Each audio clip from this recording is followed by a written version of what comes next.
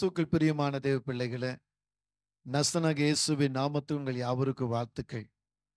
கடந்த 2023ல பல வேதனைகளும் துன்பங்களும் அனுபவிச்சிருக்கிறோம்.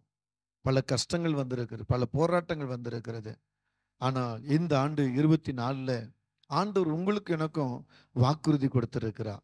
வானத்தையும் பூமியும் படைத்த கர்த்தரால் நீங்க ஆசீர்வதிக்கப்பட்டவர்னு சொல்லி. ஆக இன்றைக்கு நீங்கள் நான் ஆசீர்வதிக்கப்பட்டவர்களாய் இந்த முதல் ஞாயிற்றுக்கிழமை இந்த நேரத்தில் ஆண்டு நம்மோடு பேச விரும்புகிறார். ஆக நீங்களும் நானும் இந்த கர்த்தருடைய வார்த்தையில ஆசீர்வதிக்கப்பட்டவர்களாய், கம்பீர சுகத்தை காண்கிறவர்களாய், மகிழ்ச்சி பொங்குறவர்களாய் நாம் கர்த்தரிடத்துல நம்மை கொடுப்போமா? அப்படியே எல்லாருமாக தலைகளை தாழ்த்தி அப்படியே கர்த்தரை பார்க்கலாமா? எல்லாரும் அப்படியே ஆண்டவரே ஆண்டவரேன்னு கூப்பிடுவீங்களா? எல்லாரும் உங்க முழங்காலை முடக்கி, வீட்டில் இருந்தாலும் சரி, சபைக்குள்ள உட்கார்ந்திருக்கிற நீங்களும் சரி, வெளியில் இருக்கிற யாரா இருந்தாலும் சரி, இந்த நேரத்துல பரிசுத்த ஆவியானவர் உங்கள் மேல் இறங்கி வருகிறார், உங்களுக்குள் அசைவாடுகிறார். ரீமா சந்தர நாமா. ஓ, கர்த்தருடைய பிரதான கிருபை உங்களுக்குள் மகிமையாய் வருகிறது. எஸ், அப்படியே ஆண்டுடைய கரங்களிலே தங்களை தாழ்த்தும் பொழுது அவன் நிச்சயமா அமையும் கனத்தையும் மகிமையும் கொடுப்பா. அவன் நடத்துகிற தேவன். ஆண்டவரே, எங்க ஒவ்வொருவரையும் நடத்தும்படி, இந்த நாள்ல நீங்க பேசும்படி உங்க வார்த்தைக்காக நாங்க காத்திருக்கிறோம். நீங்களோடு பேசும் இயேசுவின் நாமத்தில் எங்கள் நல்ல பிதாவே, ஆமேன், ஆமேன், ஆமேன். பிரியமான தேவ பிள்ளைகளே, சங்கீதம் 115ஆம் சங்கீதத்துல நீங்க 10ஆம் வசனம் தொடங்கி 15ஆம் வசனம் வரையிலும் பார்த்தீங்கன்னா, அங்கே தேவனுடைய ஆசீர்வாதத்தை கனமாக மகிமையா சொல்லியிருக்கிறார். அவர் எப்படிப்பட்ட ஆசீர்வாதங்களை யாராருக்கு கொடுக்கிறேன் என்று சொல்லி அங்க வார்த்தையில அழகுபடுத்தியிருக்கிறார். நீங்க வீட்டில் இருக்கும்போது நீங்க 10ஆம் வசனம் தொடங்கி 15 வரையும் வாசித்து பாருங்க. அந்த முடிவு கர்த்தருடைய வார்த்தை சொல்லுகிறது, நீங்கள் கர்த்தராலே ஆசீர்வதிக்கப்பட்டவர் என்று சொல்லி. ஆனா அதற்கு மேல ஒரு வசனத்தை பார்க்கலாம். 12ஆம் வசனத்தை பாருங்க, வாசிப்போம். கர்த்தர் நம்மை நினைத்திருக்கிறார், கர்த்தர் நம்மை நினைத்திருக்கிறார், அவர் ஆசீர்வதிப்பார், அவர் ஆசீர்வதிப்பார், இஸ்ரவேல் குடும்பத்தாரை ஆசீர்வதிப்பார், இஸ்ரவேல் குடும்பத்தாரை ஆசீர்வதிப்பார், அவர் ஆரோன் குடும்பத்தாரையும் அவர் ஆசீர்வதிப்பார். ஆரோன் குடும்பத்தாரையும் ஆசீர்வதிப்பார். ஆமென். வேதம் சொல்லுகிறது, நீங்களும் நானும் கர்த்தராலே ஆசீர்வதிக்கப்பட்டவர் என்று சொல்லி. அப்படி இருக்கும்போது இங்க வசனம் சொல்லுகிறது, கர்த்தர் நம்மை நினைத்திருக்கிறார், அவர் ஆசீர்வதிக்கிறார், ஆரோன் குடும்பத்தாரை ஆசீர்வதிக்கிறார், இஸ்ரவேல் குடும்பத்தாரை ஆசீர்வதிக்கிறார் என்று சொல்லி இங்க தெளிவாக சொல்லியிருக்கிறார். பிரியமான தேவ பிள்ளைகளை, கடந்த 1ஆம் தேதி பிரசங்கத்தில் நான் உங்களுக்கு சொல்லியிருக்கிறேன். 3 விதமான ஆசீர்வாதங்களை இந்த வசனத்தின் மூலமாய் கொடுத்தார். ஒன்று பார்க்கும்போது ரட்சிப்பின் ஆசீர்வாதம், 2வது பார்க்கும்போது இரட்டத்தனையான ஆசீர்வாதம், 3வது பார்க்கும்போது இரட்டிப்பான ஆசீர்வாதம் என்று சொல்லி நாம கடந்த நாட்களில் பார்த்தோம். ஆனால் இன்றைக்கு இங்கே கர்த்தருடைய வார்த்தை சொல்லி, கர்த்தர் நம்மை நினைத்திருக்கிறார், அவர் ஆசீர்வதிக்கிறார். எப்படி நினைத்திருக்கிறார்? வானத்தையும் பூமியும் படைத்த கர்த்தராலே நீங்கள் ஆசீர்வதிக்கப்பட்டவர்கள். அப்ப வானத்தையும் பூமியும் படைத்த கர்த்தராலே நீங்கள் நானும் ஆசீர்வதிக்கப்பட்டவர்கள் என்று சொன்னால், எந்த விதத்தில் அவர் ஆசீர்வதிக்கிறார் என்பதற்கு 3 காரியங்களை நான் சொல்ல விரும்புகிறேன். முதல் காரியம் என்னென்று சொன்னால், உன்மேல் அன்பு வைத்து உன்னை ஆசீர்வதிப்பேன் என்று ஆவியானவர் சொல்லுகிறார். வாசிங்க, உபாகமம் 7ஆம் அதிகாரம் 13வது வசனத்தை பார்ப்போம். அங்கே சொல்லுகிறார், கவனிங்க. உன்மேல் அன்பு வைத்து, உன்மேல் அன்பு வைத்து உன்னை ஆசீர்வதித்து, உன்னை ஆசீர்வதித்து உனக்கு கொடுப்பேன் என்று உனக்கு கொடுப்பேன் என்று பிதாக்களுக்கு ஆணையிட்டு கொடுத்த தேசத்தில், உன் பிதாக்களுக்கு ஆணையிட்டு கொடுத்த தேசத்தில் உன்னை பெருக பண்ணி, உன்னை பெருக பண்ணி, உன் கர்ப்பக்கனியும், உன் கற்பக்கனியும், உன் நிலத்தின் கனிகளையும், நிலத்தின் கனிகளையும், தானியத்தையும், உன் தானியத்தையும், உன் திராட்சரசத்தையும், உன் திராட்சரசத்தையும், உன் எண்ணெயையும், உன் எண்ணெயையும், உன் மாடுகளின் பலனையும், மாடுகளின் பலனையும், உன் ஆடு மந்தைகளின் ஆசீர்வதிப்பார். ஆமென், அல்லேலூயா. ஆமென். கர்த்தருடைய வார்த்தை ரொம்ப தெளிவுபடுத்தி சொல்லுகிறது, உன்மேல் அன்பு வைத்து உன்னை ஆசீர்வதிக்கிறார், உன்மேல் அன்பு வைத்து உன்னை ஆசீர்வதிக்கிறார். இன்றைக்கு இந்த உலக வாழ்க்கையில நாம் எப்படிப்பட்ட அன்பை பார்த்து கொண்டு இருக்கிறோம்? மனித வாழ்க்கையில அன்பு எப்படிப்பட்டதாய் நம்மளை நிரப்பி கொண்டு இருக்கிறது? அன்பு எப்படி நம்மை நடத்தி கொண்டு இருக்கிறது? சொல்லுங்கள் தேவ பிள்ளைகளை. ஒரு சகோதரினோடு பேசினா, நான் திருமணம் செய்தேன், விரும்பி திருமணம் செய்தேன், 7 ஆண்டுகள் கடந்து போயிற்று. 7 ஆண்டுல நான் என் மனைவியோடு நான் காண்கிற காரியங்கள்லாம் வேதனையும் துக்கமாய் இருக்கிறது ஐயா என்று சொல்லி. சரி, உங்க மனைவி எங்க இருக்கிறாங்க? அவங்க அவங்க வீட்ல இருக்கிறாங்க. நான் என் வீட்ல இருக்கேன். ஏன்? காரணம் என்ன? ஒரு சின்ன ஒரு காரியம். அந்த காரியத்தின் நிமித்தமாக கணவன் மனைவி பிரிந்து விட்டார்கள். இப்ப கணவன் மனைவியுடைய அன்புக்காக ஏங்குகிறார். மனைவியுடைய அன்புக்காக தவிக்கிறார். அவர் அழுகையோடு சொல்றார், எனக்கு ஒரு நல்ல மனைவி எனக்கு கர்த்தர் கொடுத்தார். நான் தான் அந்த மனைவியை என்ன செஞ்சுட்டேன்? புரிஞ்சிக்காம, அந்த மனைவியை பத்தி சரியா புரிஞ்சிக்காம, அந்த மனைவியை பத்தி மற்றவர்களுக்கு நல்ல வார்த்தைகளை சொல்லாம நான் என்னென்னமோ செஞ்சிட்டேன். இன்னைக்கு என் மனைவியை குறித்து நான் ரொம்ப வேதனைப்படுறேன், துக்கப்படுறேன். அப்படி ஒரு மனைவியை நான் விட்டுட்டேனேன்னு சொல்லி ஒரு ஏக்கத்தோடு இருக்கிறேன் என்று சொன்னார். சரி, உங்க மனைவி எடுத்து நான் பேசட்டுமா என்று சொல்லி அவர் மனைவியுடைய ஃபோன் நம்பர் கொடுத்த போது அந்த நம்பர் மூலமாக அந்த மனைவியை நான் சந்தித்தேன். அந்த மகளோடு பேசினேன். அந்த மகள் எடுத்தவொன்னு சொன்னா, நான் இன்னார் இந்த நம்பர் கொடுத்தேன். என் கணவன் கொடுத்தாரா? என் கணவனா கொடுத்தார்? என் கணவன் எப்போன்னு நான் எதிர்பார்த்திருக்கேன். என் கணவன் எப்போ வருவார் என்று எதிர்பார்த்திருக்கிறேன். அவர் அன்புக்காக நான் எதிர்பார்த்திருக்கிறேன். நான் என் கணவனை புரிஞ்சிக்கல. என் கணவன் என்னை பத்தி பேசும்போது நான் கோவப்பட்டு விட்டேன், சண்டைப்பட்டு விட்டுட்டேன். ஆனா இன்னைக்கு என் கணவனை பத்தி நான் ரொம்ப வேதனைப்படுறேன். பக்கத்துல என் கணவன் இருந்தா நான் எவ்வளவு சந்தோஷமா இருப்பேன் என்று சொல்லி அந்த மகளும் சொல்ல ஆரம்பித்தார்கள். எனக்கு அன்பான தெய்வ பிள்ளைகளே, இங்கே கணவன் அங்க மனைவி 2 பேரும் அன்புக்காக தவிக்கிறார்கள்.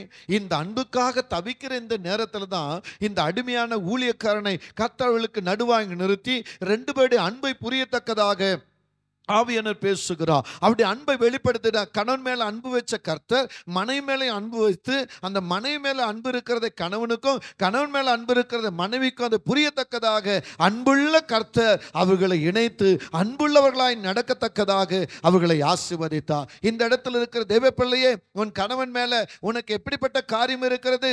தேவ பிள்ளையே, உன் மனைவி மேல எப்படிப்பட்ட காரியம் இருக்கிறது? தேவ பிள்ளையே, உன் அப்பா அம்மா மேல எப்படிப்பட்ட காரியம் இருக்கிறது? தேவ பிள்ளையே, உன் நண்பர்கள் மேல, உறவு மேல எப்படிப்பட்ட காரியம் இருக்கிறது? அவரிடத்தில் எதிர்பார்க்கிற அன்பு எப்படி இருக்கிறது? மாயமா இருக்கிறதா? அந்த அன்பு மாயமா இருக்கிறதா? கவலைப்படாதீங்க. கர்த்தர் சொல்றார், உன் மேல் அன்பு வைத்து உன்னை ஆசீர்வதிப்பேன் என்று. யோவான் 14:21 படிக்கலாம். என் கற்பனைகளை பெற்றுக்கொண்டு அவைகளை கைக்கொள்ளுகிறவனே என்னிடத்தில் அன்பாயிருக்கிறான். அவைகளை கைக்கொள்ளுகிறவனே என்னிடத்தில் அன்பாயிருக்கிறான். அல்லேலூயா, ஆமென்.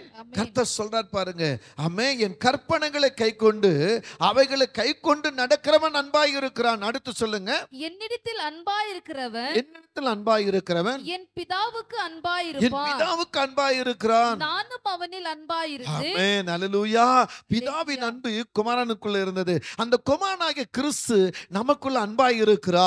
நாம பிதாவிடத்தில் அன்பு காட்டினா நம் குமாரனாகிய கிறிஸ்துவிடத்தில் அன்பு காட்டுகிறது போல அந்த கிறிஸ்து நம்ம கிட்ட அன்பு காட்டினா நாம ஒருவருக்கொருவர் அன்பு கிறிஸ்துவுக்கும் பிதாவுக்கும் சேர்ந்ததாக இருக்கிறது என்று இந்த வார்த்தை சொல்லுகிறது. எனக்கு அன்பான தேவ பிள்ளையே, இன்னைக்கு மாயமான உலக வாழ்க்கையில அன்புக்காக ஏங்குகிற நீயும் நானும் இன்றைக்கு கர்த்தரிடத்தில் எப்படிப்பட்ட அன்பை ருசித்து இருக்கிறோம்? வேதம் சொல்லுகிறது, அந்நிய பாஷை ஒளிந்துரும், தீர்க்கதரிசனம் ஒளிந்துரும், வெளிப்பாடுகள் ஒளிஞ்சு போகும், எல்லாம் மாறிடும். ஆனா கிறிஸ்துவின் அன்பு மட்டும் மாறாது. அல்லேலூயா. அங்க சொல்றார் 1 கொரிந்தியர் 13:7 படிங்க. சகலத்தையும் தாங்கும் அன்பு சகலத்தையும் தாங்கும், சகலத்தையும் அன்பு சகலத்தையும் விசுவாசிக்கும், சகலத்தையும் நம்பும், சகலத்தையும் சகிக்கும். சகலத்தையும் சகிக்கும். பாத்தீங்களா? அன்பு சகலத்தையும் நம்பும், அன்பு சகலத்தையும் விசுவாசிக்கும், அன்பு சகலத்தையும் சகிக்கும், அன்பு சகலத்தையும் ஏற்றுக்கொள்ளும். ஏன்னா அன்புக்கு ஈடு எது இல்லை. அன்பு ஒரு விசேஷித்த வரம், தேவனிடத்திலிருந்து வந்த வரம், பிதாவிடத்திலிருந்து வந்த வரம். அந்த வரமாகி அன்பு உனக்குள் இருந்தால் முன்னை எத்தனை பேர் எதிர்த்து வந்தாலும் அந்த இடத்துல உன் அன்பு கனமாக மாறும். அங்கே நீ ஆசீர்வாதமாய் இருப்பாய். உன் அன்பு தேவனுக்குள்ள பிரியமாய் இருந்தால் மற்றவங்க உன்னை குறித்து பேசும்போதோ, மற்றவர்கள் உன்னை குறித்து சொல்லும் பொழுதோ அந்த அன்பு சகித்து கொள்ளும், அந்த அன்பு ஏற்றுக்கொள்ளும், அந்த அன்பு அப்படியே அரவணைத்துக் கொள்ளும். அன்பு கிறிஸ்துவின் அன்பாய் இருக்க வேண்டும், அன்பு பிதாவின் அன்பாய் இருக்க வேண்டும். இந்த அன்பு தான் உன்னை இந்த பூமியில பூரணப்படுத்தி உன்னை ஆசீர்வாதமாக வைக்கும். இந்த அன்புல நீ நில்லு. யாரோ ஒருவருடைய வார்த்தைக்காக உன் அன்பை குறித்து நீ ஏன் கேள்வி கேட்கிற? உன் அன்புல ஏன் உனக்கு பதட்டம் வருது? உன் அன்புல ஏன் உனக்கு துக்கம் வருது? கலங்க வேண்டாம். வேதத்துல ஒரு மனுஷனை காண்பிக்க நான் விரும்புகிறேன். இங்க பேதுரு என்ற ஒரு மனுஷனை எடுத்துக்கொள்ளுங்கள். பேதுரு பாத்தீங்கன்னா கர்த்தர் மேல அதிகமான அன்பு வைத்திருந்தான். கர்த்தர் என்ன சொன்னாலும் உடனே அவர் முந்திக்கொண்டு சொல்வார், முந்திக்கொண்டு பேசுவார். அப்படிப்பட்ட ஒரு பேதுரு. ஒரு சமயத்துல பார்த்தீங்கன்னா பேதுரு அவரோடு சேர்ந்தவர்களும் கப்பல்ல வந்துகிட்டு இருப்பாங்க. திடீர்னு பார்த்தா அலை காற்று அப்படியே பயங்கரமா வீசும். பெரும் மழை பெய்து கொண்டு இருக்கும். கடல் கொந்தளிக்க ஆரம்பிக்கிறது. அங்க பாத்தீங்கன்னா போட்டு அங்கும் இங்குமா அசைக்கிறத இந்த பேதுரு பார்க்கிறா. அவரோடு கூட இருந்தவங்க பார்க்கறாங்க. பயம், ஐயோ நம்ம மூழ்கிறோமான்ற ஒரு பயம் அவளுக்குள்ள வருகிறது. அந்த பயத்தின் மத்தியில அப்படியே உற்று கவனித்தால் ஒருவர் கடல் மேல தண்ணீர் மேல ஒருவர் நடந்து வருகிறதை பார்க்கிறார். இவர்கள் எல்லாம் பயப்படுறாங்க. ஓ இது பேய் தான், இது ஆவேசம், இது பேய் என்று பயந்து கொண்டு இருக்கிறார்கள். அவர் கிட்ட வர வர வர இந்த கடலுடைய கடலுடைய அந்த அலை மோதுகிறதை இவர்கள் கவனிக்க புலம்புகிறார்கள், தவிக்கிறார்கள். ஆனா கிட்ட வந்தபோது வந்தவர் அந்த கடலை பார்த்து, கடலே நீ அலையே காற்றே பெருமழையே நீங்க நில்லுங்கள். உடனே நின்று விட்டது. உடனே உற்று பார்க்கிறா. நான் தான் உங்கள் கர்த்தர், நான் தான் உங்கள் இயேசு என்று கர்த்தர் அறிமுகப்படுத்துகிறார். அறிமுகப்படுத்தின உடனே இந்த பேதுரு என்ன செய்றார்? நீர் கர்த்தரானால், நீர் இயேசுவானால், நீர் எப்படி இந்த தண்ணீர் மேல் நடந்து வருகிறோ அதே போல என்னையும் நடக்கவையும் பார்க்கலாம். அல்லேலூயா, ஆமென். உடனே பாருங்க, வா நடந்து வா. அப்படி நடந்து சென்றவர் தான் பேதுரு. ஆமென். ஒரு விசை ஆண்டவர் சொல்றாரு, இவர்கள் எல்லாம் என்ன யாருன்னு அறிகிறார்கள்? ஒருவர் சொல்றாங்க எலியான்றாங்க, ஒருவர் சொல்றாங்க யோவான்றாங்க, ஒருவர் சொல்றாங்க தீர்க்கதரிசின்றாங்க. எல்லாரும் இப்படி சொல்றாங்களே, நீங்கள் என்னை சுற்றி இருக்கிறீங்களே, நீங்கள் என்ன யாருன்னு கண்டீங்க? அப்ப இவர் சொல்றார், நீ ஜீவனுள்ள கிறிஸ்துவாகிய இயேசு என்று சொல்லுகிறார். நீ பிதாவிடத்திலிருந்து வந்தவர் என்று சொல்லுகிறார். உடனே கர்த்தர் சொல்லுகிறார், இது உனக்கு ரத்தமோ அல்லது ஜலமோ உனக்கு இதை அறிவிக்கவில்லை, என் பிதாவினுடைய மகிமையிலிருந்து உனக்கு இந்த வெளிப்பாடு வந்திருக்கிறது என்று சொல்லி அவரை குறித்து மேன்மையாக பேசுகிற ஒரு வார்த்தை அங்க நிறைவேறுகிறது. இப்படிலாம் பேதுருவும் ஆண்டவரும் ஐக்கியமாக இருந்த வழிமுறைகள் பெருசா இருக்கிறது. அந்த அன்பு கனமாக இருக்கிறது. ஆனா கர்த்தர் சொல்றாரு, தன்னோடு உட்கார்ந்தவர்களை பார்த்து, எல்லாரையும் பார்த்து சொல்றாரு. இப்ப என்ன சொல்றாரு பாத்தீங்களா? அங்க நீங்க கவனிச்சு அங்க பேசுற இடத்துல மத்தேயுல நீங்க கவனிச்சீங்கன்னா, இந்த ராத்திரி நீங்க எல்லாம் சிதறடிக்கப்படுவீங்க. நீங்க எல்லாம் என்னை விட்டு ஓட போறீங்க, என்னை விட்டு தூர போக போறீங்க.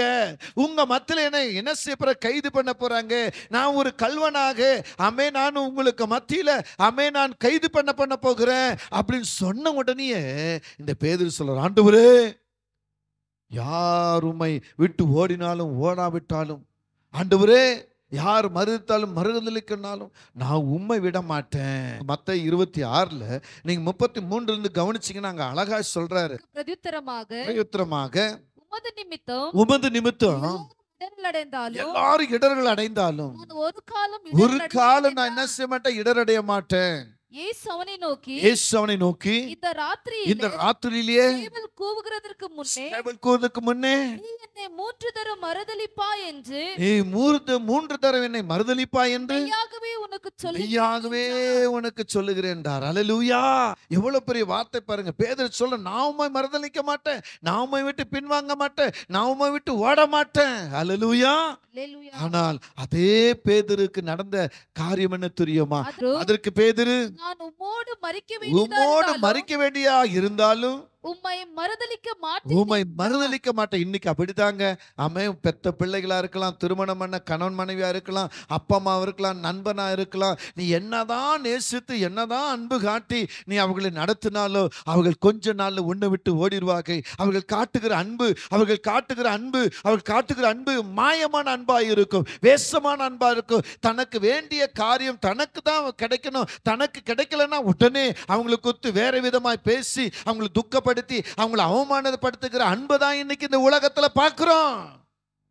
எனக்கு அன்பான தேவ பிள்ளைகளே, எத்தனையோ பேர் நான் பார்க்கிறேன், நான் உங்களை விட்டு போக மாட்டேன்பா, நான் உங்க கூட தான்பா இருப்பேன், செத்தாலும் உங்க கூட தான் இருப்பேன், என்ன நடந்தாலும் பரவாயில்லைன்னு. ஆனா இன்னைக்கு அவர்கள் தான் நம்மை குறித்து அசிங்கமாகவும் நம்மளை வெட்கப்படுத்தும்படியாகவும் நம்மளை துக்கப்படுத்தும்படியாக நடந்து கொண்டு இருக்கிற அநேக காரியங்களை கண்களில் நான் பார்க்கிறேன், ரத்தத்திலும் பார்க்கிறேன், சபைக்குள்ளும் பார்க்கிறேன், வெளியிலும் பார்க்கிறேன். தெய்வ பிள்ளையே, கர்த்தர் சொல்றார், எந்த சூழலும் யார் உன்னை நேசிக்காவிட்டாலும், யார் உன் மேல அன்பு கூர்ந்து அன்பு கூறாவிட்டாலும், யார் உன் பக்கத்துல இருந்து பக்கத்துல பக்கத்தை இல்லாமல் போனாலும் கர்த்தராகிய தேவன் சொல்லுகிறார், உன்மேல நான் அன்பு வைத்திருக்கிறேன், உன்னை நான் ஆசீர்வதிப்பேன், இந்த ஜனத்துக்கு நீ யாருன்னு நான் உன்னை காண்பிப்பேன், நீ ஆசீர்வதிக்கப்பட்டவன், நீ ஆசீர்வதிக்கப்பட்டவன், நீ ஆசீர்வதிக்கப்பட்டவள் என்று சொல்லி ஆண்டவர் நம்மை ஆசீர்வதித்து உயர்த்த விரும்புகிறார். உடைய ஆசீர்வாதத்தை நீ தடை பண்ணிராத. நீ கிறிஸ்து மேல நல்ல அன்பு உள்ள மகனா இருப்பாயானா அவருடைய வார்த்தைக்கு செவி கொடுத்து நடந்தால் உன்னை நிச்சயம் கர்த்தர் இந்த வார்த்தையின் பிரகாரம் உன்மேல் அன்பு வைத்து உன்னை ஆசீர்வதிப்பார். அல்லேலூயா. ஆசீர்வாதத்தை பெற்றுக்கொள்ளுங்கள். ஆமென். இங்கே பேதுரு கவனிச்சிங்கன்னு சொன்னா, ஆமென், கர்த்தருக்கு முன்பாக பெரும் சத்தமாய் பேசின பேதுரு, ஆமென், கொஞ்ச நேரத்துக்கு பின்னால நடக்கிற காரியம் என்ன? 3 முறை அவர் இயேசுவை மறுதலிக்கிறார். 3ஆம் முறை மறுதலிக்கும் போது என்ன செய்கிறார் தெரியுமா? அவர் சத்தியம் பண்ணி, இந்த மனுஷன் எனக்கு தெரியாது, இவர் யார் எனக்கு தெரியாது, இந்த மனுஷன் யாரோ என்று சொல்லி சத்தியம் பண்ணி சொல்லுகிறார். அன்பான தேவ பிள்ளையே, நீங்க இந்த அத்தியாயத்துல 26ஆம் அதிகாரத்துல மத்தேயு 26ல 67 இருந்து அப்படியே கீழே போனீங்கன்னா அங்க தெளிவா சொல்லுகிறார். கடைசி அவர் சொல்லுகிறார், சத்தியம் பண்ணி அவர் யார் என்று தெரியாது சொல்ல. ஆண்டவர் நல்லவர், இவருக்குரிய காரியங்களில ஜெயத்தை நீங்க பாருங்க. பிரியமான தேவ பிள்ளைகளே, இந்த பேதுரு ஆண்டவரை சத்தியம் பண்ணி இவர் யார் என்று தெரியாது என்று மறுதலித்து விட்டார். அங்கே 3ஆம் முறை அவர் மறுதலித்த அந்த நிமிஷத்துல சேவல் கூகிறது. அதை கண்டு இந்த பேதுரு மனவுடைந்து துக்கித்து, உத்தமமான இயேசுவை, உத்தமமான குமாரனை நான் மறுதலிச்சிட்டேன்னு சொல்லி கண்ணீர் வடித்து துக்கப்பட்டு அழுது புலம்பிக் கொண்டவர் கடந்து போகிறார். அப்படிப்பட்ட பேதுருவை கர்த்தர் ஒரு நாளும் கைவிடவில்லை. பேதுருவை விட்டு அவர் தூர போகவே இல்லை. அவர் மரித்தார், உயிர்த்தெழுந்தால் பேதுருவை தேடி வருகிறார். யோவான் 21ல பார்த்தீங்கன்னா 15, 16ல பார்த்தீங்கன்னா அந்த 3 வசனத்துல தெளிவா சொல்லுகிறார், யோனாவின் குமாரனாகிய சீமோனே, நீ என்னில் அன்பாய் இருக்கிறாயா? அவர்கள் ஜெபம் பண்ணின பின்பு இயேசு சீமோன் பேதுருவை நோக்கி, குமாரனாகிய சீமோனே, யோனாவின் குமாரனாகிய சீமோனே, இவர்களிலும் அதிகமாய் நீ என்னிடத்தில் அன்பாய் இருக்கிறாயா என்றார். அதற்கு அவன், ஆண்டவரே, உம்மை நேசிக்கிறேன் என்பதை நீர் அறிவீர் என்றான். இப்படி 3 முறை இந்த பேதுருவிடத்தில் கர்த்தர் கேட்கிறார். எனக்கு அன்பான தேவ பிள்ளைகளை, நீங்களும் நானும் எத்தனை முறை, எவ்வளவு நேரம் நம்ம சொந்த பந்தங்கிட்ட அன்பு காட்டி இருக்கிறோம்? எப்படிப்பட்ட அன்பை காட்டி இருக்கிறோம்? எப்படிப்பட்ட வேஷம் போட்டு இருக்கிறோம்? யோசித்து பாருங்க.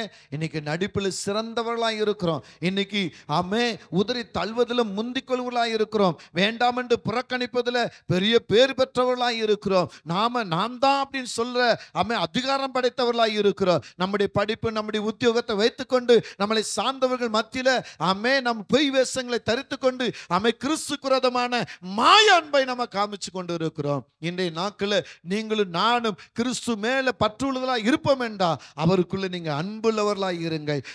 உபாகமம் 28ஆம் அதிகாரத்துல நீங்க 3ஆம் வசனம் தொடங்கி 14ஆம் வசனம் வரையும் பார்த்தீங்கன்னா, நீ பட்டணத்தில் ஆசீர்வதிக்கப்பட்டு இருப்பாய், வெளியில ஆசீர்வதிக்கப்பட்டு இருப்பாய், போகையில் ஆசீர்வதிக்கப்பட்டிருப்பாய், வரையில் ஆசீர்வதிக்கப்பட்டிருப்பாய், உன் கையிட்டு செய்யும் வேலைகள் ஆசீர்வதிக்கப்பட்டிருக்கும், உன் களஞ்சியங்கள் ஆசீர்வதிக்கப்பட்டிருக்கும். இதோ வானத்து பொக்கிஷத்தை நான் திறப்பேன், நீ கடன் கொடுப்பாய், கடன் வாங்குவதில்லை, நீ வலது பக்கமும் இடது பக்கம் சாயாத, உன்னை வாளாக்காம தலையாக்கி, உன்னை கீழாக்காம மேலாக்கி என் ஆசீர்வாதத்தை உன்மேல ஊற்றுவேன். ஏன் தெரியுமா? நான் உன்மேல அன்பு வச்சிருக்கிறேன். ஏன் தெரியுமா? நீ அப்பாவால கைவிடப்பட்டிருக்கிற, அம்மாவால கைவிடப்பட்டிருக்கிற, கணவனால கைவிடப்பட்டிருக்கிற, மனைவியால கைவிடப்பட்டிருக்கிற, பிள்ளைகளால கைவிடப்பட்டிருக்கிற, அன்பு அன்பு அன்பு அன்புன்னு அன்புக்காக ஏங்கி அழுது புலம்பி கண்ணீர் வடித்து எப்படிப்பட்ட அன்புக்காக நீ ஏங்கினாயோ அந்த அன்பு உனக்கு கிடைக்காத பட்சத்தில் கர்த்தராகிய தேவன் உன்மேல அன்பு வைத்து உன்னை நான் ஆசீர்வதிக்கிறேன் என்று சொல்லி இந்த அன்பை பரலோகத்திலிருந்து உனக்கு கொண்டு வந்து உன்னை திருப்திப்படுத்தி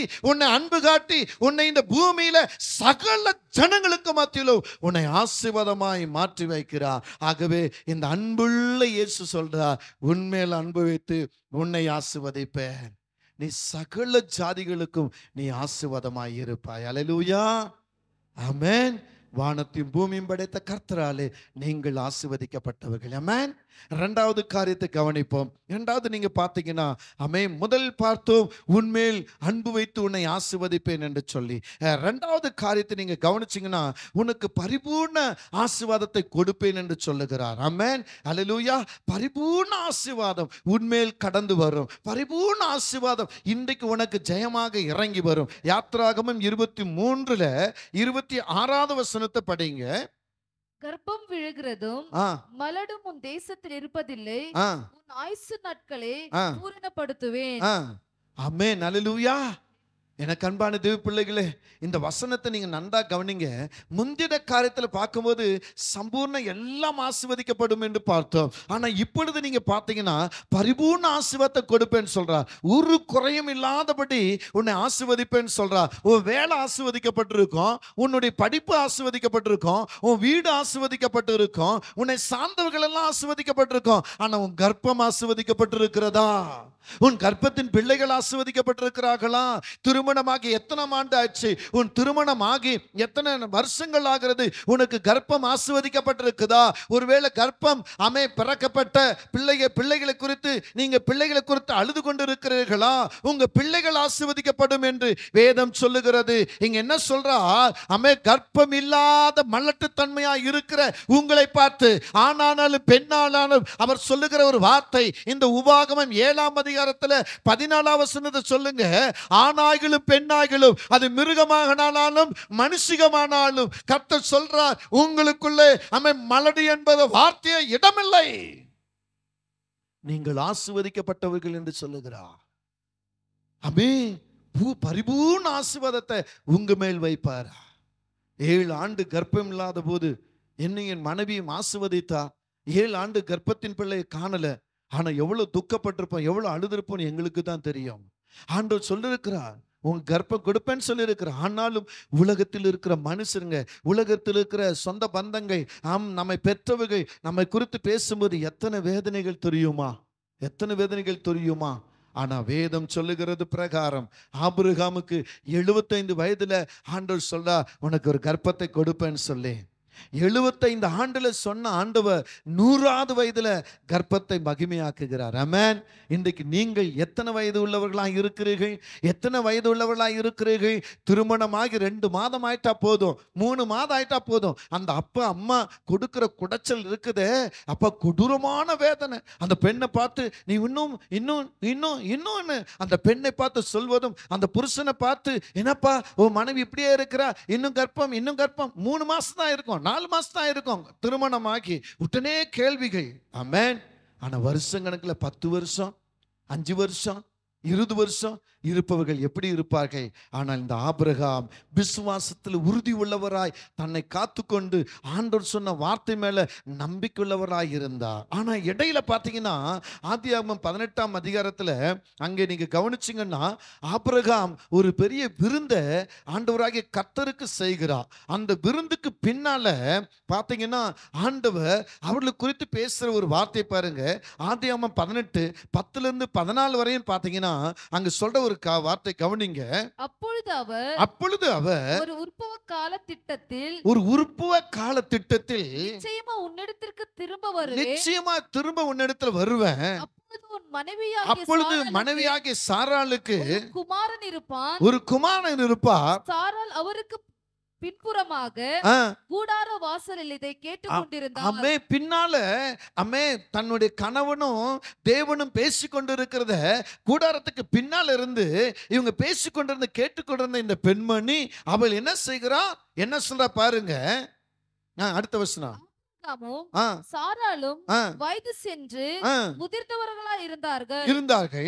ஸ்திரீகளுக்குள் வழிபாடு, இந்த கர்ப்பம் அடைவதற்கேற்ற வழிபாடுகள் இந்த பெண்ணுக்கு இல்ல, அது நின்று போய் விட்டது. ஆகவே இந்த பெண்ணாகிய சாராள் ஆண்டவர் சொன்ன வார்த்தையை கேலி பண்றா, கிண்டல் பண்றா. ஓ, என்னுடைய சரீரத்துல இப்படி ஒரு காரியமா, நான் போய் குழந்தை பெற்றுக்கொள்வேனா, நான் கிழவி ஆகிட்டேன், நான் வயது சென்றவள் என்று சொல்லுகிறா. சொல்லும் பொழுதே கர்த்தர் என்ன சொல்றார் பாருங்க. ஆகியால் சாராள் தன் உள்ளத்திலே அது நகைத்து நான் கிழவியும் என் ஆண்டவன் முதிர்ந்த வயதுள்ளவனுமாய் வயது உள்ளவர் பின்பு எனக்கு ஆ. இன்பம் உண்டாயிருக்குமோ ஓ, என்றார். என் கணவன் மிகவும் வயது உள்ளவராய் இருக்கிறா, எங்களுக்குள்ள இன்பம் உண்டாகுமா, எங்களுக்குள்ள கர்ப்பம் பிறக்குமா, இதெல்லாம் சாத்தியமா, இதெல்லாம் ஆகுவதா என்று சொல்லி தனக்குள்ளே இந்த பெண்மணி நினைத்தபடினால் கர்த்தருடைய வார்த்தை சொல்லுகிறது, தேவனால் கூடாத காரியம் ஒன்று உண்டோ, அவர் உன்னை பரிபூர்ணமாய் ஆசீர்வதிக்க விரும்பும் பொழுது அந்த ஆசீர்வாதத்தை மனிதனால் எடுக்க முடியாது. தேவ பிள்ளையே, நீ சின்ன வயதா இருக்கலாம், நடு வயதா இருக்கலாம், பெரிய வயதா இருக்கலாம், கர்த்தர் உனக்கு எந்த வாக்குத்தத்தத்தை கொடுக்கிறாரோ அந்த வாக்குத்தத்தம் நிறைவேறும். அது எப்படிப்பட்ட வார்த்தையா இருந்தாலும் சரி, அந்த வார்த்தை உனக்கு ஜெயமாக மாறும். கர்த்தர் சொல்லாகும், அவர் கட்டளையிட்டா நிற்கும் என்று வேதம் சொல்லுகிறது. அவரால் முடியாதது ஒன்றுமே இல்லை. அவரால் சொன்னதுதான், அவர் என்ன சொல்றாரோ அப்படியே செய்வா. சொல்ற இந்த பெண்மணி சொல்றா, என் கணவன் முதிர் வயதாயிட்டாரு, எங்களுக்கு இன்பம் உண்டாகாது, எங்களுக்கு எப்படி கர்ப்பம் வரும். எனக்கு அன்பான தேவ பிள்ளைகளே, அடுத்த வசனம் சொல்றார் பாருங்க, வாசிங்க. ஆகாத காரியம் உண்டோ? பாத்தீங்களா, கர்த்தரால் ஆகாத காரியம் உண்டோ? உற்பவ கால திட்டத்தில் உன்னிடத்திற்கு திரும்ப வருவேன், உன்னிடத்துக்கு நான் திரும்ப வருவேன், அப்பொழுது சாராளுக்கு ஒரு குமாரன் இருப்பான். அப்பொழுது சாராளுக்கு ஒரு குமாரன் இருப்பார். எபிரேயர் 11ஆம் அதிகாரத்துல அங்கேயும் அப்படிதான் சொல்றார். 11, 12 நீங்க பாத்தீங்கன்னா அதை தெளிவுபடுத்த அங்க சொல்றா, உற்பத்தி காலத்துல நான் வருவேன், உனக்கு ஒரு பிள்ளை இருக்கும், நீ என்ன சொன்னாலும் சரி, நீ என்ன செயல்பட்டாலும் சரி, கர்த்தர் சொன்னதுதான் அப்படியே நிறைவேறும். தேவ பிள்ளையே, ஆண்டவர் சொல்லுகிற வார்த்தையை யார் விசுவாசிக்கிறார்களோ அந்த விசுவாசத்தை கர்த்தர் ஜெயமாக்குவார். அல்லேலூயா. வயது சென்ற சகரியா, எலிசபெத் இவங்களை எடுத்துக்கொள்ளுங்க. லூக்கா 1ஆம் அதிகாரத்தை நீங்க கவனிச்சீங்கன்னா அங்கே எலிசபெத் சகரியாவுக்கு இப்படிதான் ஆண்டவர் சொல்றாரு. அங்க தூதனால சொல்லப்பட வார்த்தை, அந்த வார்த்தை வரும்போது பாருங்க, லூக்கா 1ஆம் அதிகாரத்துல 7ஆம் வசனம் பாருங்க. எலிசபெத் மலடியா இருந்தபடியினால் அவர்களுக்கு பிள்ளை இல்லாதிருந்தது. இருவரும் வயது சென்றவர்களாய் இருந்தார்கள். அல்லேலூயா. அப்பொழுது அவன் தன் ஆசாரியனா வகுப்பின் முறைமையின்படி தேவ சந்நிதி, அவன் தேவ சன்னதியிலே கர்த்தருக்காக, கர்த்தருடைய வேலைக்காக இந்த சகரியா நியமிக்கப்பட்டு அங்க இருக்கிறார். ஆனா அங்க என்ன நடக்குது பாருங்க, அதே அத்தியாயத்தில் 18ஆம் வசனம் பாருங்க. அப்பொழுது சகரியா தேவதூதனை நோக்கி இதை நான் எதனால் அறிவேன், நான் கிழவனாய் இருக்கிறேன், என் மனைவி வயது சென்றவளாய் இருக்கிறாளே என்றால், தேவதூதன் அவனை நோக்கி அவளை பார்த்து, நான் தேவ சன்னிதானத்தில் நிற்கிற காப்ரியேல் என்பவன், ஆமென், நான் தேவ சன்னதானத்திலே நான் நிற்கிற காப்ரியேல் என்கிற தூதன் உன்னோடு பேசவும் உனக்கு இந்த நற்செய்தி உனக்கு அறிவிக்கவும் அனுப்பப்பட்ட பிதாவால் அனுப்பப்பட்டு நான் வந்திருக்கிறேன். இதோ தகுந்த காலத்திலே நிறைவேறப் போகிற இந்த வார்த்தைகளை நீ விசுவாசித்தால் இவைகள் சம்பவிக்கும் நாள் மட்டும். ஆமென், அல்லேலூயா. இந்த வார்த்தையை நீ விசுவாசித்தால் உனக்கும் உன் மனைவியாகிய எலிசபெத்துக்கும் ஒரு அற்புதமான கர்ப்பத்தின் மகன் பிறப்பான். அல்லேலூயா. இந்த இடத்துல இந்த செய்தி கேட்டுக்கொண்டிருக்கிற தெய்வ பிள்ளையே, இன்றைக்கு நீ விசுவாசிப்பாயானால் பூரண ஆசீர்வாதத்தை கர்த்தர் உனக்கு கொடுப்பா. உலக சம்பத்துகள் ஒரு விதமான ஆசீர்வாதம் என்றால், உன் உடல் ரீதியான காரியங்களிலே உனக்கு ஒரு ஆசீர்வாதம் மகிமையாகும். உன் உடல் உறுப்புகள் ஒவ்வொன்றையும் கர்த்தர் பூரணப்படுத்தி அதை ஆசீர்வதிப்பா. நீ சிறு வயதா இருக்கலாம், பெருவயதா இருக்கலாம், கர்த்தர் சொன்ன வார்த்தை உனக்கு நிறைவேறும். யாக்கோபை பார்த்து சொல்லுகிறார், நான் சொன்ன உன்ன வார்த்தை அந்த வார்த்தை நிறைவேறும் வரலும் நான் உன்னை கைவிடுவதில்லை என்று ஆண்டவர் சொல்லுகிற வார்த்தை யார் விசுவாசிக்கிறார்களோ அவர்கள் எந்த வயதா இருந்தாலும் அந்த வயதை கர்த்தர் ஆசீர்வதிப்பார். வேதம் சொல்லுகிறது, ஏசாயா 46:3-4 நீங்க பார்த்தீங்கன்னா அவர் சொல்லுகிறார், தாயின் கர்ப்பத்தில் உருவான அந்த நாள் முதல் உன்னை எப்படி காக்கிறார். வாசிங்க, சீக்கிரம் வாசிங்க. ஏசாயா 46:3-4. யாக்கோபின் சந்ததியாரே, இஸ்ரவேல் சந்ததியில் மீதியாகிய சகல ஜனங்களே செவி கொடுங்கள், எனக்கு செவி கொடுங்கள். தாயின் வயிற்றில் தோன்றின முதல் ஏந்தி தாயின் கர்ப்பத்தில் வெளிப்படும் தாங்கினேன். உங்களை தாங்கினேன். உங்கள் முதிர் வயது இப்ப வரைக்கும் பாருங்க ஆரம்பிக்கிற, உங்கள் அந்த தாயின் கருவில உன்னை எப்படி கையில ஏந்தினாரோ அந்த நாள் முதல் இப்ப முதிர் வயது வரைக்கும் நான் அப்படி செய்வேன். நான் அப்படி செய்து நரை வயது மட்டும் நான் உங்களை உங்களை தாங்குவேன், நான் அப்படி ஏந்துவேன், செய்து வந்தேன். சுமப்பேன், தப்புப்பேன். நீங்க 4 காரியம் சொல்லுகிறா. அம்மே என்ன சொல்லுகிறா? உங்களை தாயின் கருவில தாங்கின முதல், ஏந்தின முதல், அந்த நாள் முதல் நரவயது முதிர் வயது வரலும் உங்களை என்ன செய்வேன்? தாங்குவேன், ஏந்துவேன், சுமப்பேன், தப்புப்பேன் சொல்றா. அதற்கு காரணம் என்ன தெரியுமா? விசுவாசம். விசுவாசம் உங்களுக்குள் இருந்தால் நீங்கள் எப்படிப்பட்டவர்களாக இருந்தாலும் கர்த்தர் ஆசீர்வதிப்பா. இது தீர்க்க தரிசன வார்த்தையா சொல்லுகிற, நீங்கள் மலடி என்று நினைக்காதீர்கள். ஆனாலும் பெண்ணாலும் சரி, நீங்கள் ஆசீர்வதிக்கப்பட்டவர்கள். எத்தனை வயசானாலும் உங்களுக்கு ஒரு கர்ப்பத்தை கர்த்தர் கொடுப்பா. ஆணோ பெண்ணோ உங்களுக்கு ஒரு நல்ல பிள்ளையை கொடுப்பா. இன்று நீங்க உங்க வயிற்று மேல கை வைத்து சொல்லுங்க, எனக்கு கர்த்தர் ஒரு கர்ப்பத்தை கொடுக்க போகிறா. அது கர்த்தரால கொடுக்கப்பட்டது, நான் விசுவாசிக்கிறேன். நீ ஆணானாலும் பெண்ணானாலும் சொல்லு. சகோதரனே சகோதரியே, நீ கர்த்தருக்கு முன்பாக உன் விசுவாசத்தை உறுதிப்படுத்தி, ஆண்டவர் எனக்காக தான் இந்த வார்த்தை சொன்னா சம்பூர்ணமான பரிபூர்ணமான ஆசீர்வாதத்தை எனக்கு தருகிறார். அவர் சொன்ன வார்த்தையை நான் விசுவாசிக்கிறேன். இன்றைக்கு இப்போ அது நிறைவேறப்படுவதற்காக நன்றி என்று சொல்லுங்க. ஆண்டவர் உங்களை ஆசீர்வதிப்பா. வீட்டில் இருக்கிற நீங்கள் வீட்டில் இருந்த பண்ணமாக வாசித்து பாருங்கள். சங்கீதம் 71 சங்கீதம் 6 வசனம். அதே போல உபாகமம் 1 அதிகாரம் 31 வசனம் அங்கு சொல்லுகிறது, ஒரு தகப்பன் தன் பிள்ளை எப்படி சுமந்து கொண்டு வருகிறானோ அவ்விடத்து இவ்விடத்துக்கு சுமந்து கொண்டு வந்த கர்த்தன் சொல்றார். ஆக தாயின் கருவில உங்களை எப்படி சுமந்தாரோ அதே போல இந்த உலக வாழ்க்கையிலும் உங்களை சுமக்கிற கர்த்தர் சொல்றார், பரிபூர்ண ஆசீர்வாதத்தை நான் உங்களுக்கு தருவேன். நீங்க எந்த இடத்துல எந்த வேலை செய்தாலும் அது ஒரு பக்கம் பரிபூர்ணத்தை கொடுக்கும். ரெண்டாவது, உங்க பிள்ளைங்க, அப்பாவுகளே அம்மாமார்களே, உங்க பிள்ளைகளுக்குரிய காரியங்களில் ஆமே நீங்க பரிபூர்ணத்தை எதிர்பார்க்குறீங்களா? படிப்பு குறையா இருக்குதா? சம்பாத்தனை குறையா இருக்கிறதா?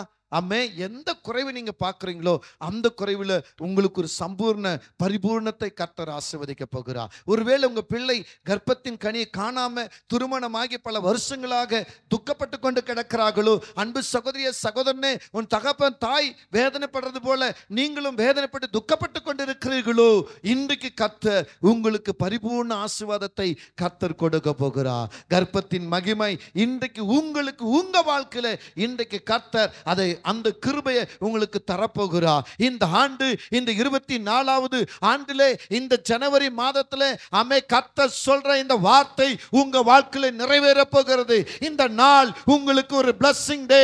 இந்த நாள் உங்களுக்கு ஒரு ஆசீர்வாதமான நாள். நீ வயது சென்றவனானாலும் வயது குறைவுள்ளவனா இருந்தாலும் சிறுவனா இருந்தாலும் முதிர் வயதானாலும் கர்த்தர் சொல்லுகிறார், பரிபூர்ண ஆசீர்வாதத்தை இப்போ இந்த நேரத்தில் உனக்கு கட்டளையிடுவேன். நீ விசுவாசித்து பெற்றுக்கொள். ஆண்டவர் உன்னை ஆசீர்வதிக்கிறார். அல்லேலூயா, ஆமென். மூன்றாவதாக ஒரு காரியத்தை கவனிப்போம். முதலாவது காரியம் என்ன? உன்மேல் அன்பு வைத்து உன்னை ஆசீர்வதிப்பேன். இரண்டாவது காரியம் என்ன? சொல்லுங்க. அமைதியா உட்கார்ந்து இருக்கிறீங்க. என்ன சொல்லுகிறார்? உன்னை பரிபூர்ணத்தில் என்ன செய்வேன்? ஆசீர்வதிப்பேன் சொல்றார். மூன்றாவது காரியம், உன்னை மேன்மைப்படுத்தி ஆசீர்வதிப்பேன். உன்னை சுத்தி இருக்கிற எல்லார் மத்தியிலும் உன்னை மேன்மைப்படுத்தி உன்னை ஆசீர்வதிப்பேன். ஜோசுவா 3 அதிகாரத்தை திருப்பிக் கொள்வீர்கள் என்றால் அங்கே 7 வசனம் அம்மை தெளிவுபடுத்தி சொல்ற ஒரு காரியம். அங்கே பாருங்கள். கர்த்தர் யோசுவாவை நோக்கி, நான் மோசேயோடு இருந்தது போல உங்களோடு இருக்கிறேன் என்பதை, உங்களோடு இருப்பேன் என்பதை இஸ்ரவேல் எல்லோரும் அறியும்படிக்கு இன்று அவர்கள் கண்களுக்கு முன்பாக உன்னை மேன்மைப்படுத்துவேன். நான் மோசேயோடு இருந்தது போல, என் அன்பு சகோதரனே சகோதரியே, நான் மோசேயோடு இருந்தது போல உங்களோடு நான் இருப்பேன், உங்களை நான் மேன்மைப்படுத்துவேன் என்று கர்த்தர் சொல்லுகிறார். எனக்கு அன்பான தேவப்பிள்ளையே, நீ படிப்பில் குறைவுள்ளவனாய் இருக்கலாம், ஒருவேளை அந்தஸ்துல குறைவுள்ளவனாய் இருக்கலாம், அல்லது உயர்வை காண முடியாதபடி துக்கித்து புலம்பி அழுது வேதனைப்பட்டு கொண்டு இருக்கலாம். நீ எப்படிப்பட்ட பிள்ளையாய் இருந்தாலும் கர்த்தர் உன்னோடு இருந்தா உனக்கு ஒரு மேன்மை. கர்த்தர் உன் பக்கத்தில் இருந்தா உனக்கு ஒரு மேன்மை. கர்த்தர் உன்னோடு உறவாடினா பேசினால் உனக்கு ஒரு மேன்மை, கர்த்தரோடு நீ நடந்தால் உனக்கு ஒரு மேன்மை, கர்த்தர் சொல்லுகிறபடி நீ செய்வாயானால் உனக்கு ஒரு மேன்மை. மேன்மை மேன்மை கர்த்தரிடத்திலிருந்து உனக்கு வருகிறது. இந்த நாளிலே இந்த மேன்மை உன்னை கனமாக ஆசீர்வதிக்கிறது. இந்த மேன்மை கொண்டு சகல ஜனத்துக்கும் நீ ஆச்சரியமாகவும் நீ கனமாகவும் கம்பீரமாக இருப்பாய்.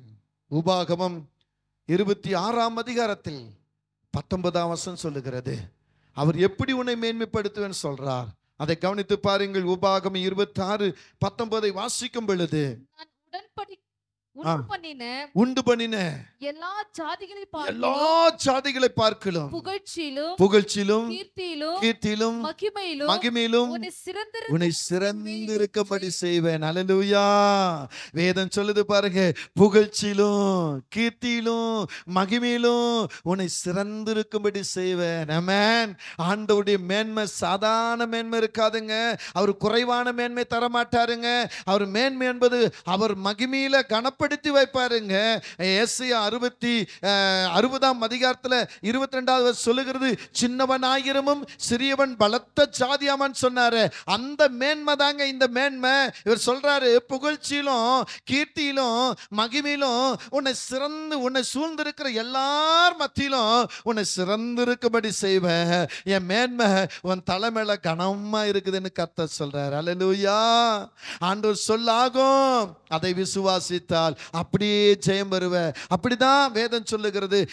யோபு 42:2 பாத்தீங்கன்னா, தேவரீ சகலத்தை செய்ய வல்லவர், நீ செய்ய நினைத்தது தடைபடாது. ஓ, இந்த வார்த்தை எப்படிப்பட்டது பாருங்க. நீ கனமடையணும்னா, நீ மேன்மடையணும்னா கர்த்தருடைய வார்த்தையை இறுக பிடிக்கணும். நம்பிக்கையில உறுதியான மகனா இருக்கணும். என்னுடைய படிப்புல நான் குறைவுள்ளவன், என் அந்தஸ்துல நான் குறைவுள்ளவன், என்னுடைய குடும்பத்தில் நான் குறைவுள்ளவன், என்னை சார்ந்த மக்கள் மத்தியில் நான் குறைவுள்ளவன். ஆனால் கர்த்தரை நான் பிடிச்சிருக்கிற, கர்த்தரை நம்பிக்கொண்டு இருக்கிற, அவர் என்னை மேன்மையா வைப்பார் என்று நீ சொல்வாயானா உன் வார்த்தையிலேயே கர்த்தர் உன்னை மேன்மையாக வச்சிருவா. ஹல்லேலூயா. சொல்லுங்க. நான் ஒரு எடுத்துக்காட்டு தான். 10வது வரையில் நான் படிச்சிருக்கிறேன். ஆனா என்னால தமிழ்ல ஒரு லெட்டர் எழுத முடியாது. என் பேரை ரபீந்தர் எழுதுவதற்கு இப்போ ரபீந்தர், அந்த நாட்கள்ல முருகன் எழுதுவதற்கு மூக்கான்னு எழுதி வச்சிருவேன். எங்க அப்பாவுக்கு லெட்டர் எழுதணும்னா, எங்க அம்மாவுக்கு லெட்டர் எழுதணும்னா, அன்புள்ள அப்பாவுக்கு அன்புள்ள அப்பா, அன்புள்ள ஆமான்னு எழுதி வச்சிருவேன். அப்படிப்பட்ட ஒரு என்னுடைய சூழ்நிலை அப்படி இருந்தது.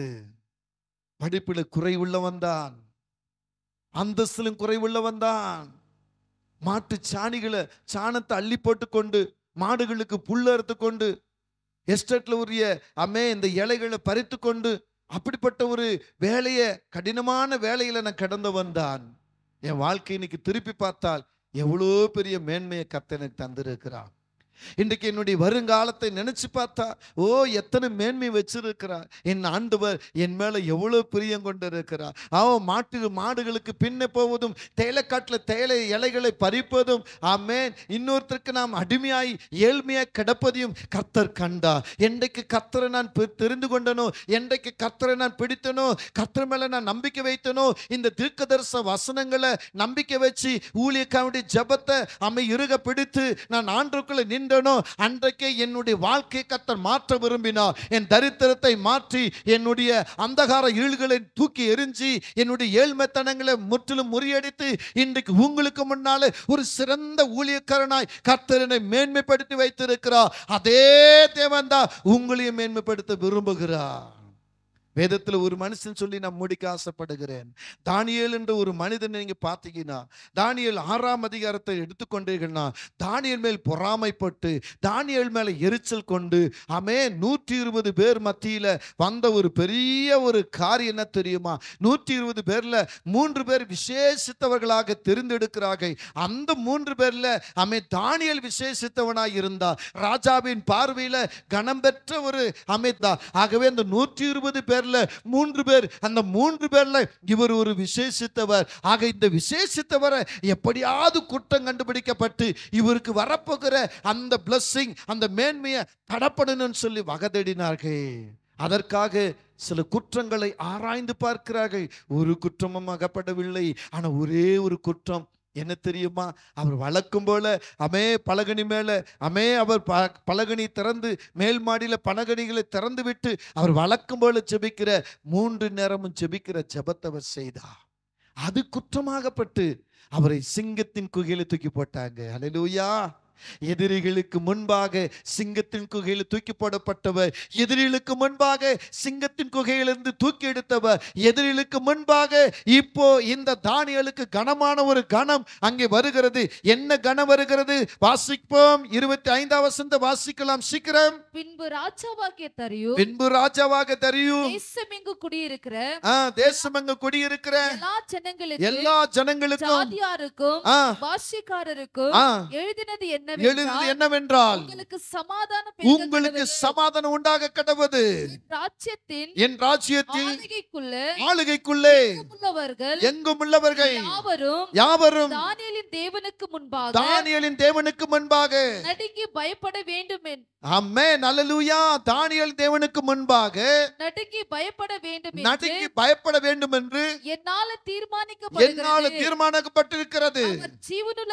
அவர் ஜீவனுள்ள தேவன், அவர் என்றென்றைக்கும் தேவனுள்ளவர். அல்லேலூயா. அவருடைய ராஜ்யம் அழியாது, அவருடைய கர்த்தத்துவம் முடிவு பரிந்தும் நிலை நிற்கும். அல்லேலூயா. பாருங்க, வாழ்ந்தா இந்த தானியேலை போல வாழணுங்க.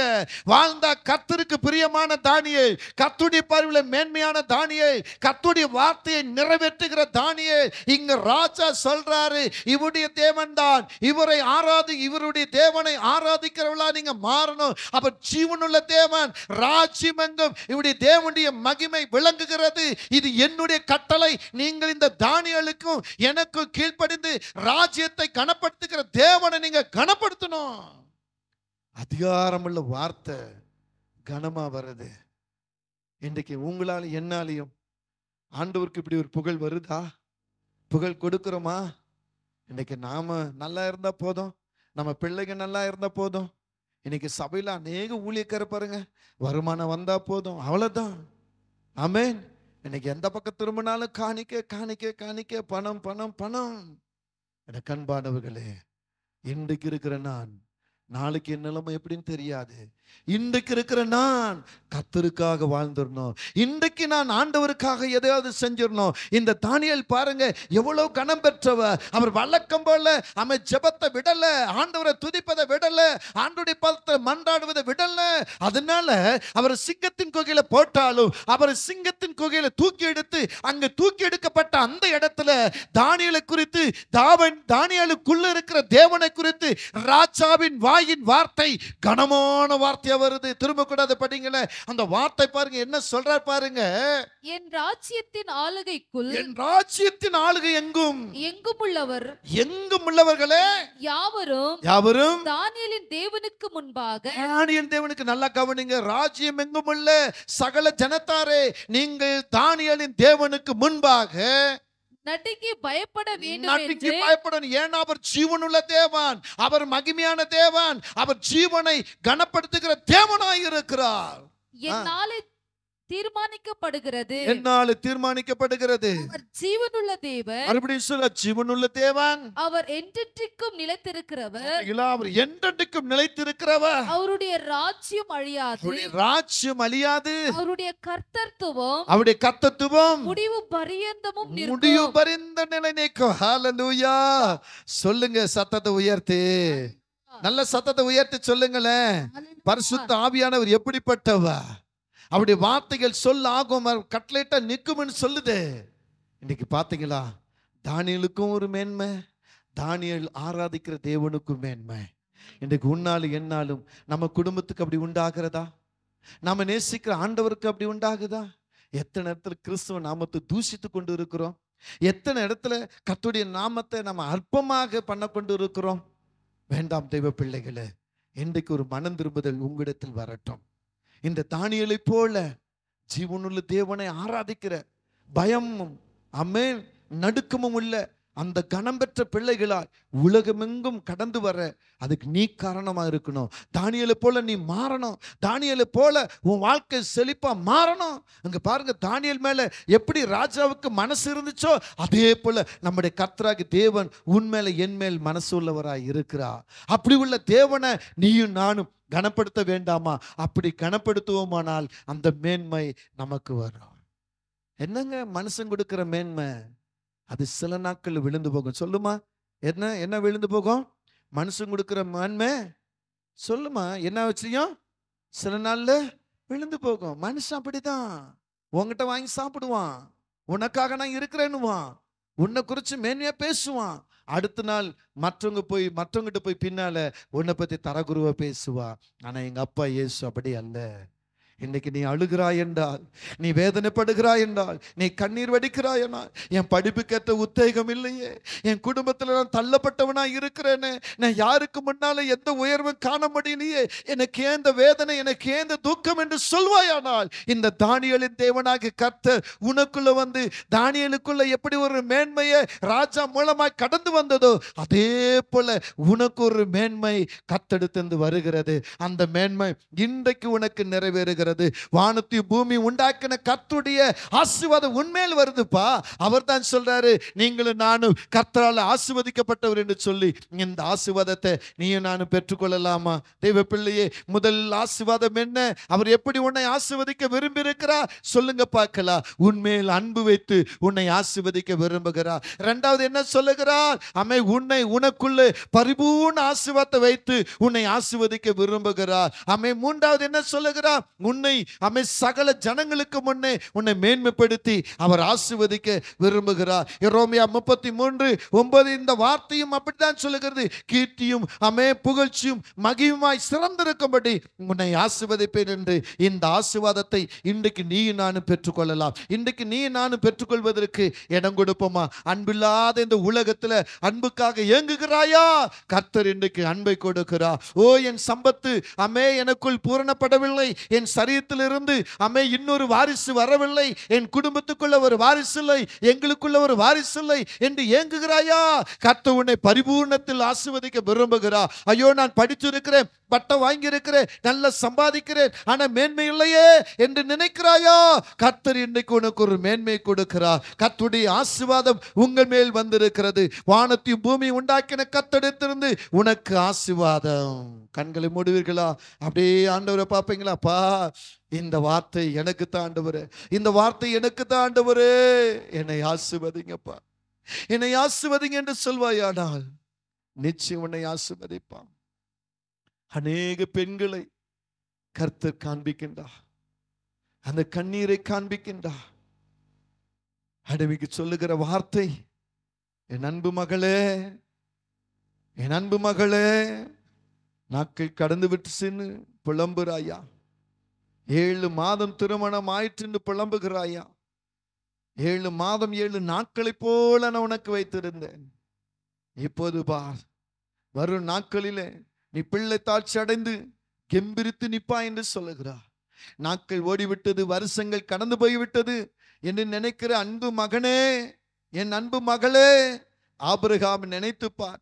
25 ஆண்டுகளுக்கு பின்னால் வந்த கர்ப்பம் கனமான கர்ப்பமாயிருந்தது. சகரியா எலிசபெத்தை பார், முதிர் வயதில் நான் கர்ப்பத்தை கொடுத்தேன் என்று உனக்கு கட்டளையிடுகிறார். இன்றைக்கு உன் கர்ப்பத்தை கர்த்தர் பலமாக ஆசீர்வதிக்கிறார். இந்த ஆண்டு பரிபூர்ணமாய் உன் கர்ப்பம் ஆசீர்வதிக்கப்படுகிறது. தகப்பனே, வயதில் மிகுந்த தகப்பனே, சிறு வயது தகப்பனே, பிள்ளையை நினைச்சு அழுகிறாயா? என்னை போல இராதபடி இந்த என் மகன் கர்த்தருக்குள் வளரணும்னு நினைக்கிறாயா? அன்பு மகளே, என்னை போல இராதபடி என் மகள் கர்த்தருக்குள் வளரணும்னு நினைக்கிறாயா? ஆண்டவர் உன்னை கெம்பிரித்து ஆசீர்வதிக்க செய்கிறார். நான் இசையில தேறினவன், இசை எனக்குள் பலமாயிருக்கிறது, ஆனா யாருடைய சப்போர்ட் இல்லைன்னு நினைக்கிறாயா? சப்போர்ட் கர்த்தருடைய மகிமையிலிருந்து வருதுன்னு சொல்றா. நான் உனக்கு சப்போர்ட் கொடுப்பேன், உன்னை உயர்த்துவேன்னு சொல்றா. வாலிப தம்பி, ஆமே, என் குடும்பத்துக்காக நான் ஓடுகிறேன், ராத்திரியும் பகலும் முயற்சிக்கிறேன், நான் சரியா தூங்க முடியவில்லை, என் சம்பாத்தனை வருது அப்படியே கடந்து போயிருது, நான் என்ன செய்வேன் ஏங்கிக் கொண்டு இருக்கிறாயா. இன்னொரு கணம் உனக்கு வருகிறது, உன் சம்பளம் ஆமே இன்னும் அதிகரிக்கப்படுகிறது, நீ ஆசீர்வதிக்கப்பட்ட பிள்ளையாய் மாறுகிறாய். வாலிப தங்கச்சி, ஆமே, வாழ்க்கையை நினைச்சு திருமண காரியங்களுக்காக நினைச்சு புலம்பி ஏங்கிக் கொண்டு அழுது கொண்டு இருக்கிறாயா. உன் திருமணத்தை கர்த்தர் அங்கீகரிக்கிறார், உன் வாழ்க்கை மங்களகரமாய் மாறுகிறது. யாரார் முன்னால் நீ வெட்கப்பட்டாயோ, யாரார் முன்னால் கண்கலங்கினாயோ, உன் குடும்பத்தார் அடிக்கடி என்ன செய்தார் என்று கேட்கிறார்களோ, நிச்சயமாகலே இந்த ஆண்டு உன்னுடைய மாங்கல்யம் மகிமைப்படுகிறது, மங்கள வாழ்வை நீ காண்பாய். கர்த்தர் உன்னை ஆசீர்வதிப்பேன் என்று சொல்லுகிறார். சபை ஊழியக்காரரே, கதவை அடைத்துக்கொண்டு வெறுமையா உட்கார்ந்து இருக்கிறாயா, அடுத்த நேரம் உணவில்லைன்னு தவிக்கிறாயா, உன் வீட்டு கதவை தட்டப்படுகிறது.